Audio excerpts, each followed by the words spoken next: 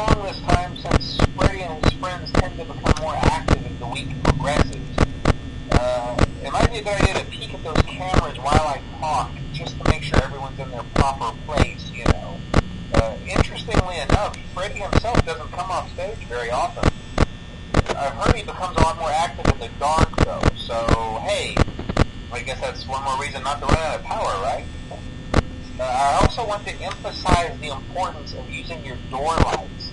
There are blind spots in your camera views, and those blind spots happen to be right outside your doors. So if you can't find something or someone on your cameras, be sure to check the door light. You might only have a few seconds to react. Not that you would be in any danger, of course.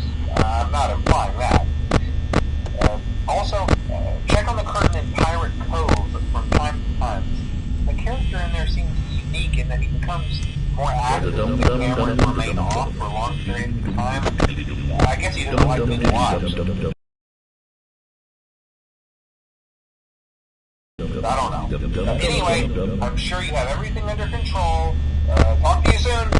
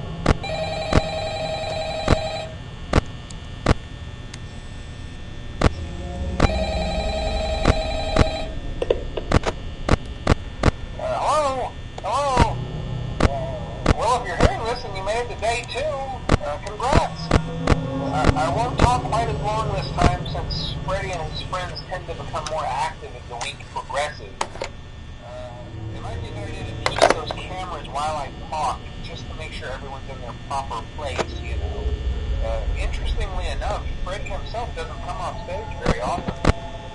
I've heard he becomes a lot more active in the dark, though, so hey, I guess that's one more reason not to run out of power, right? I also want to emphasize the importance of using your door lights. There are blind spots in your camera views, and those blind spots happen to be right outside your doors. So if you can't find something or someone on your cameras, be sure to check the door light. You might only have a few seconds to react. Not that you would be in any danger, of course. I'm not implying that. Also, check on the curtain in Pirate Cove from time to time. The character in there seems unique in that he becomes more active with the camera and remain on for long periods of time. I guess he doesn't like being watched. I don't know. Anyway, I'm sure you have everything under control. Talk to you soon.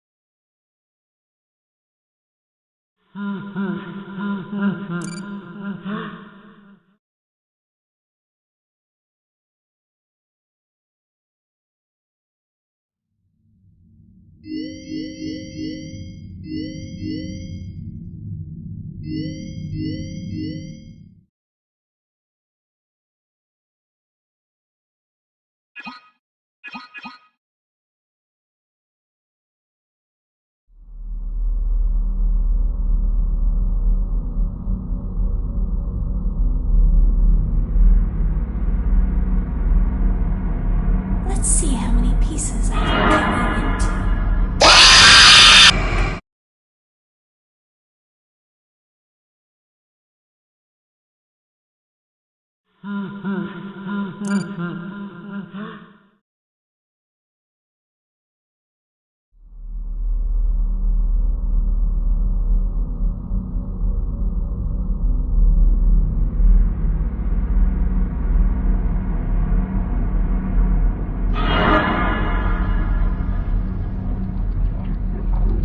Want to see the scooping room?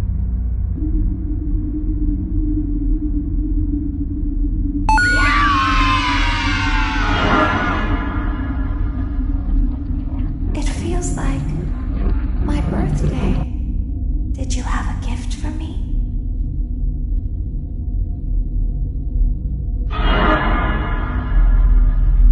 Where are you?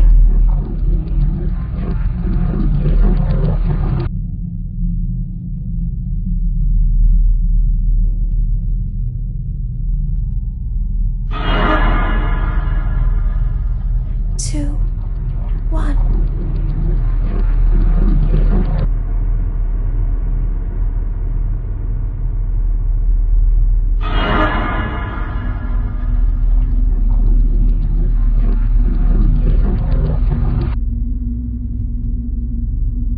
Where are you?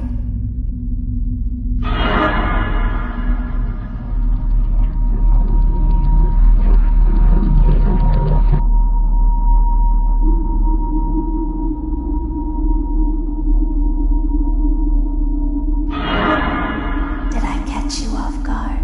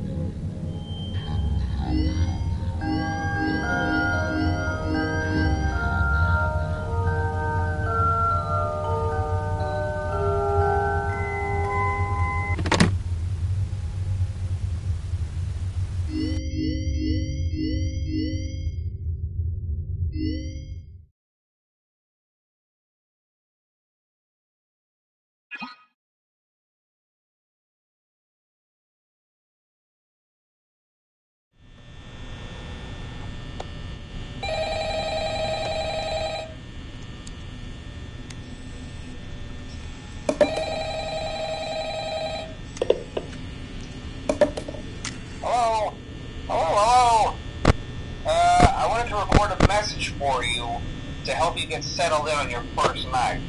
I actually worked in that office before you. I'm finishing up my last week now, as a matter of fact, so I know it can be a bit overwhelming, but I'm here to tell you there's nothing to worry about. You'll be fine. So let's just focus on getting you through your first week, okay? Let's see. First, there's an introductory greeting from the company that I'm supposed to read. It's kind of a legal thing, you know. Welcome to Freddy Fazbear's Pizza, a magical place for kids and grown-ups alike, where fantasy and fun come to life. Fazbear Entertainment is not responsible for damage to property or person. Upon discovering that damage or death has occurred, a missing person report will be filed within 90 days or as soon as property and premises have been thoroughly cleaned and bleached and the carpets have been replaced. Blah, blah, blah. Now, that might sound bad, I know, but there's really nothing to worry about. The animatronic characters here do get a bit quirky at night, but do I blame them? No. If I were forced to sing those same stupid songs for 20 years and I never got a bath, I'd probably be a bit irritable at night too. So remember, these characters hold a special place in the hearts of children and we need to show them a little respect, right? Okay. So just be aware, the characters do tend to wander a bit. They're left in some kind of free roaming mode at night. Something about their servos locking up if they get turned off for too long. They used to be allowed to walk around during the day too, but then there was the bite of 87. Yeah, it's amazing that the human body can live without the frontal lobe, you know. Now, concerning your safety, the only real risk to you as a night watchman here, if any, is the fact that these characters, if they happen to see you after hours, probably won't recognize you as a person. They'll most likely see you as a metal endoskeleton without its costume on. Now, since that's against the rules here at Freddy Fazbear's Pizza, they'll probably try to forcefully stuff you inside a Freddy Fazbear suit. Now, that wouldn't be so bad if the suits themselves weren't filled with cross beams, wired, and animatronic devices, especially around the facial area. So you can imagine how having your head forcibly pressed inside one of those could cause a bit of discomfort and death. The only parts of you that would likely see the light of day again would be your eyeballs and teeth when they pop out the front of the mask. Yeah, they don't tell you these things when you sign up. But hey, first station of the breeze. I'll chat with you tomorrow. Check those cameras and remember to close the doors only if absolutely necessary. Gotta conserve power. Alright, good night.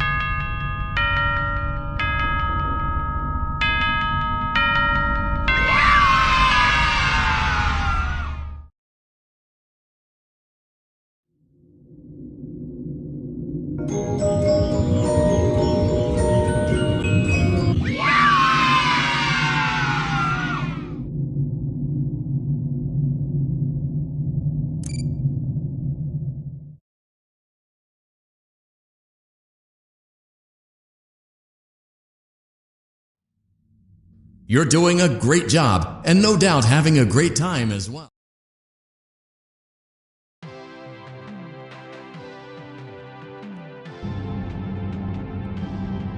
Welcome to the Freddy Fazbear Virtual Experience. Fazbear Entertainment is excited to join the digital age, and what better way to do that than with an edge-of-your-seat virtual reality experience.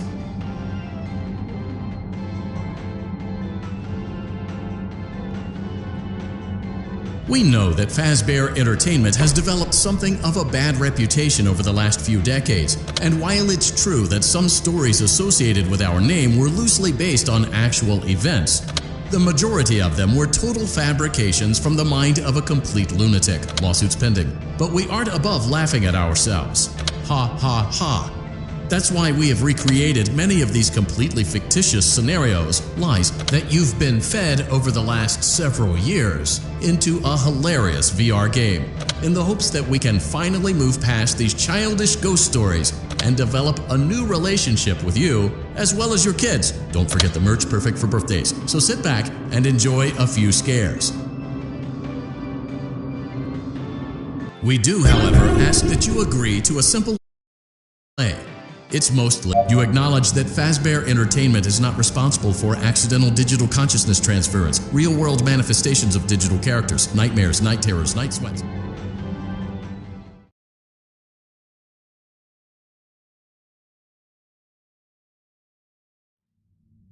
It seems that you may have inadvertently accessed an unauthorized portion of the game. Please be aware that interacting with unofficial game code can be harmful to you and potentially damaging to our reputation.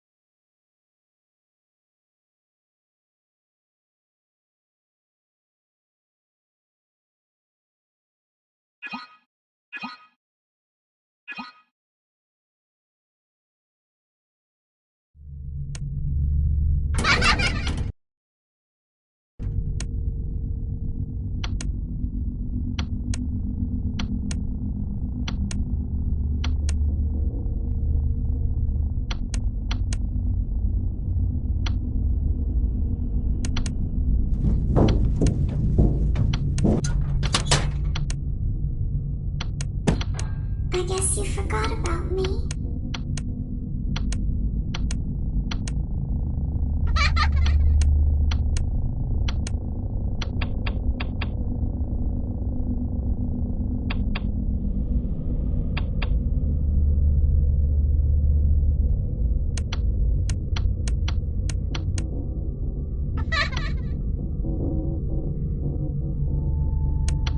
Two, one.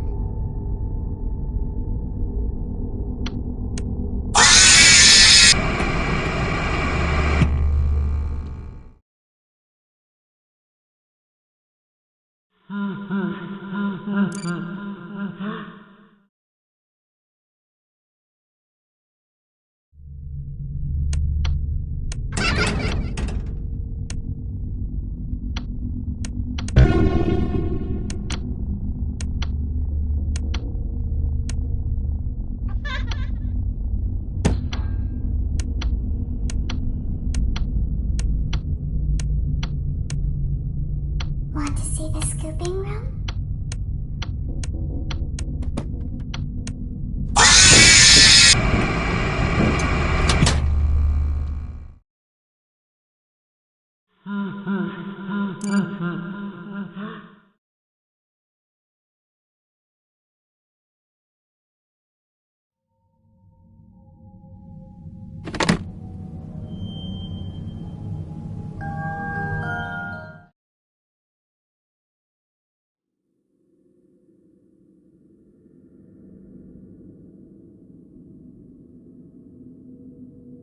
Hello?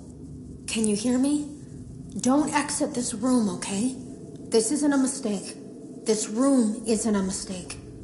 I had to hide these logs away from the core gameplay files, in a place that only a beta tester would look, and in a place where the files could be protected. I just really hope that the next development team finds this before the game is released to the public. This game has some kind of malicious code in it that we haven't been able to fully contain or even understand for that matter. We're over budget and out of time. But that's not the reason that we're shutting down. Listen, I have to keep this short so the file size will be small enough to fly under the radar. There are more. They may not be in order. Hello? I saw it for the first time today. There was a character I couldn't make out who it was, standing at the end of the hall. I thought it was just bugged out, so I made a note of it and kept playing. But then it was looking in the window, and not like Chica or Bonnie would.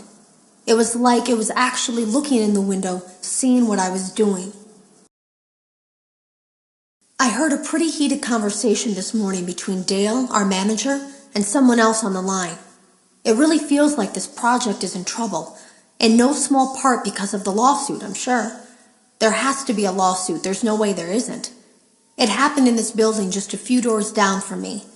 I think it's made worse by the fact that Jeremy tried to tell us something was wrong. But as a dev team, we all just saw it as a challenge to find what the problem was and fix it. Who could have known that? I have to go. Have you ever heard of a guillotine paper slicer? It sounds made up, but it's an actual piece of office equipment. I didn't even know we had one in the supply room. I guess they're more common at businesses that do a lot of graphic design work. I remember seeing one when I was still in school, and even then, I knew how dangerous it looked. I was always afraid of losing a finger. That seems so silly now. Jeremy used to do design work. I guess that's how he knew it was there.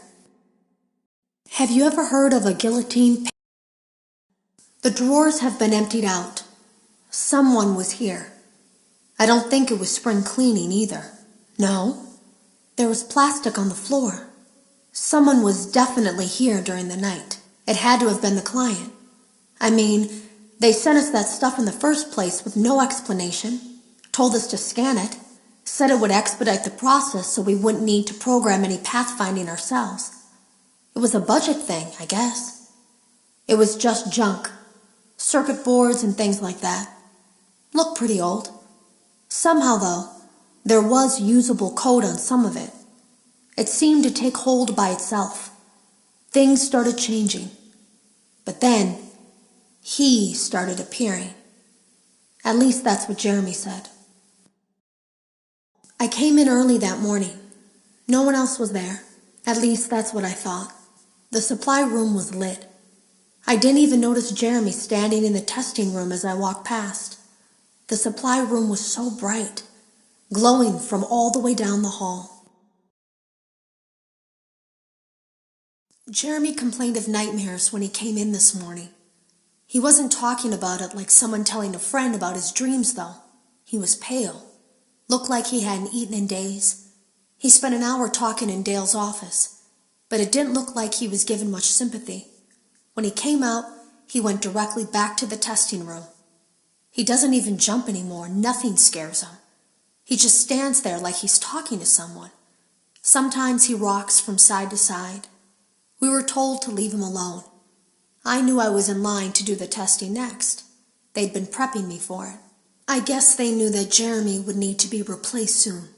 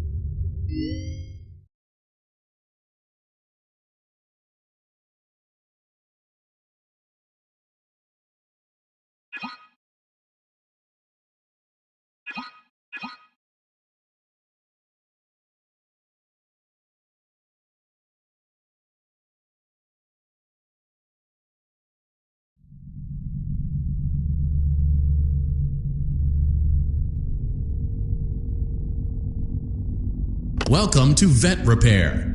Fazbear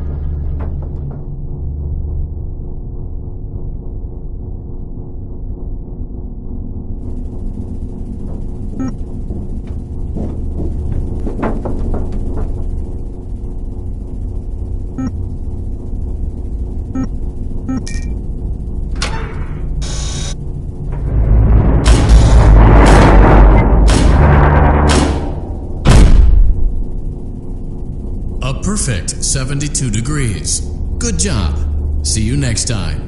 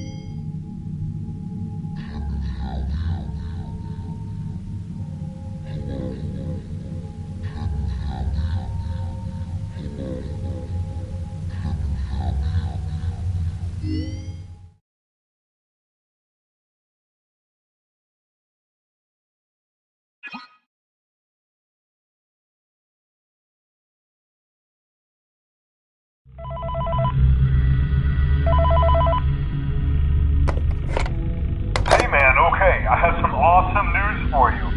First of all, we found some vintage audio training cassettes. Dude, these are like prehistoric. I think they were like training tapes for like other employees or something like that. So I thought we could like have them playing like over the speakers as people walk through the attraction. Dude, that makes us feel legit, man. But I have an even better surprise for you. You're not gonna believe this. We found one. A real one. Gotta go, man. Well, look, it's in there somewhere. I'm sure you'll see it. Okay, I'll leave you with some of this great audio that I found. Talk to you later, man. Hello? Welcome to your new career as a performer/entertainer for Freddy Fazbear's Pizza. These tapes will provide information on how to handle/climb into/climb out of mascot costumes.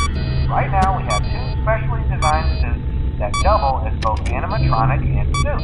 So please pay close attention while learning how to operate these suits, as accidents/injury/death/irreparable and grotesque maiming can occur.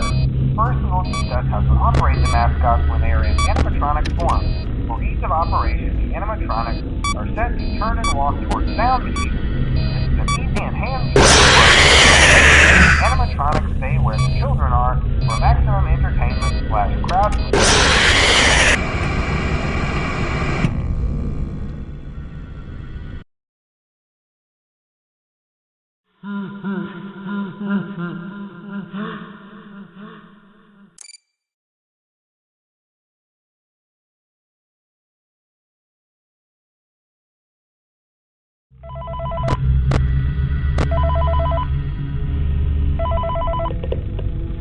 Hey man, okay, I have some awesome news for you. First of all, we found some vintage audio training cassettes. Dude, these are like prehistoric. I think they were like training tapes for like other employees or something like that. So I thought we could like have them playing like over the speakers as people walk through the attraction. Dude, that makes us feel legit, man. But I have an even better surprise for you. You're not gonna believe this. We found one. A real overboard. Gotta go, man. Well, look, it's in there somewhere. I'm sure you'll see it. Okay, I'll leave you with some of this great audio that I found. Talk to you later, man. Hello? Welcome to your new career as a performer/entertainer for Freddy Fazbear's Pizza. These tapes will provide you with much-needed information on how to handle/climb into/climb out of mascot costumes. Right now, we have 2 specially designed suits that double as both animatronic and suit. So please pay close attention while learning how to operate these accidents/injury/death/irreparable and grotesque maiming can occur. First, we will discuss how to operate the mascots when they are in animatronic form. For ease of operation, the animatronics are set to turn and walk towards sound issues. This is an easy and hands-free approach to making sure the animatronics stay where the children are for maximum entertainment/crowd pleasing value. To change the animatronics to suit mode, insert and turn firmly the hand crank provided by the manufacturer. Turning the crank will recoil and compress the animatronic parts around the sides of the suit, providing room to climb inside. Please make sure the spring locks are fastened tight to ensure the animatronic devices remain fixed. We will cover this in more detail in tomorrow's session. Remember to smile. You are the face of Freddy Fazbear